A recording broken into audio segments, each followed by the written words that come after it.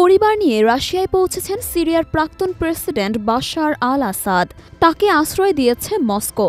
মানবিক কারণেই আসাদকে আশ্রয় দিয়েছে রাশিয়ার প্রেসিডেন্ট ভ্লাদিমির পুতিন। বিষয়টি নিশ্চিত করেছে রাশিয়ার সরকারি সংবাদ মাধ্যম স্পুটনিক ইন্টারন্যাশনাল। স্বৈরশাসক প্রেসিডেন্ট বাশার আল আসাদ দেশ ছেড়ে পালিয়েছেন এবং সিরিয়া মুক্ত বলে রোববার সকালেই সিরিয়ার বিদ্রোহীরা জানান। এর আগে বার্তা সংস্থা রয়টার্স সিরিয়ার দুইজন সিনিয়র কর্মকর্তাকে উদ্ধৃত করে বলেছে, প্রেসিডেন্ট আসাদ রাজধানী দামেস্ক ছেড়েছেন। এরপর গতকাল সারাদিন ব্যাপী আসাদের অবস্থান সম্পর্কে বিভিন্ন জল্পনার চাউর হয়। এ প্রসঙ্গে রয়টার্সের এক প্রতিবেদনে জানানো হয়, আসাদকে বহনকারী উড়োজাহাজ সম্ভবত বিধ্বস্ত হয়েছে। তবে সব জল্পনার অবসান ঘটিয়ে রোববার রাতে রাশিয়ার রাষ্ট্রীয় মিডিয়া তাস জানায়, আসাদ ও তার পরিবার মস্কোতে অবস্থান করছেন। ক্রেমলিনের বরাত দিয়ে তাস বলেছে, আসাদ রাশিয়ার কাছে মানবিক আশ্রয় চেয়েছে এবং মস্কো তাকে অনুমোদন দিয়েছে। এখন প্রশ্ন হল, দামেস্ক থেকে মস্কোতে কিভাবে পালালেন আসাদ? কারাই তাকে সাহায্য করলেন পালাতে? সিএনএনের প্রতিবেদনে বলা হয়েছে, আসাদের বিরুদ্ধে গত ২৭শে নভেম্বর থেকে যখন বিদ্রোহ শুরু হয় তখন নিজেকে একটু আড়াল করে রাখছিলেন তিনি। তবে গত সপ্তাহে ইরানের পররাষ্ট্রমন্ত্রীর সঙ্গে বৈঠক করেছেন আসাদ। এরপর তিনি অঙ্গীকার করেন তিনি সন্ত্রাসী গোষ্ঠীগুলোর বিরুদ্ধে লড়াই করবেন।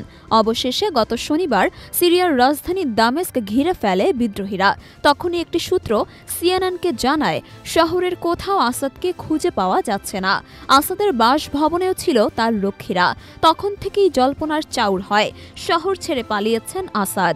তবে সিরিয়ার প্রেসিডেন্ট কার্যালয় প্রাথমিকভাবে এই তথ্য প্রত্যাখ্যান করে। সেখান থেকে জানানো হয়, কিছু বিদেশি মিডিয়া ভুয়া খবর এবং গুজব ছড়াচ্ছে। এরপর বিদ্রোহীরা রোববার যখন দামেস্ক দখল করে তখন তারা আসাদকে খোঁজা শুরু করে। কিছু যোদ্ধা আসাদের বাসভবনে ভাঙচুর চালায়। এরপরেই রুশ পররাষ্ট্র মন্ত্রণালয় এক বিবৃতিতে জানায়, আসাদ প্রেসিডেন্টের পদ ছাড়তে এবং সিরিয়া ত্যাগ করার সিদ্ধান্ত নিয়েছে। সেই সঙ্গে তিনি শান্তিপূর্ণভাবে ক্ষমতা হস্তান্তরের নির্দেশনা দিয়েছেন। বিবৃতিতে আরও বলা হয়, রাশিয়া এসব আলোচনায় অংশ নেয়নি। এরপরেই রাশিয়া জানায়, আসাদ মস্কোতে পৌঁছেছেন। বিদ্রোহীদের সঙ্গে ঘনিষ্ঠ একটি সূত্র সিএনএনকে বলেছেন, রাশিয়ার নিরাপত্তায় আসাদ দামেস্ক ছাড়েন। আরেকটি সূত্র জানায়, সিরিয়ার উত্তর পশ্চিমাঞ্চলীয় লাতাকিয়ায় যান আসাদ, যেখানে রাশিয়ার একটি বিমান ঘাঁটি আছে। ফ্লাইট রাইডার ২৪-এর তথ্য অনুযায়ী দামেস্ক থেকে ছাড়া ইলিউশন ৭৫ উড়োজাহাজটি প্রথমে সিরিয়ার উপকূলীয় অঞ্চলের দিকে উড়ে যায়, কিন্তু সেখান থেকে উড়োজাহাজটি পরে ইউটার্ন নেয় এবং কয়েক মিনিট পর সেটি মানচিত্র থেকে অদৃশ্য হয়ে যায়। অদৃশ্য হওয়ার সময় উড়োজাহাজটি হোমসের ওপর ছিল। ২৩ বছরের বেশি সময় ধরে সিরিয়ার শাসন করেছেন বাশার আল আসাদ।